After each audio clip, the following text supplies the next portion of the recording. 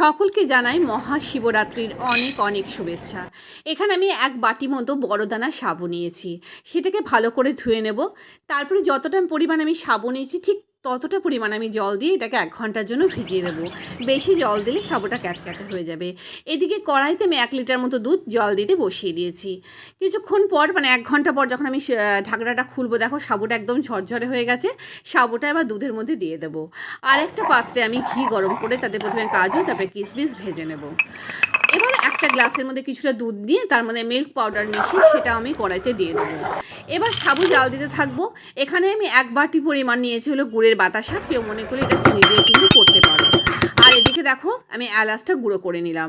এবার ভেজে রাখা কাজু কিশমিশটা আমি কড়াইয়ের মধ্যে দিয়ে দেবো। এরকম যখন ঘনত্ব থাকবে এটাকে আমি বন্ধ করে দেবো, কেন এটা যখন ঠান্ডা হবে আরও কিন্তু গাঢ় হয়ে যাবে। ওপর থেকে এলাচ গুঁড়ো ছড়িয়ে আমি পরিবেশন করব সাবুর পায়েস।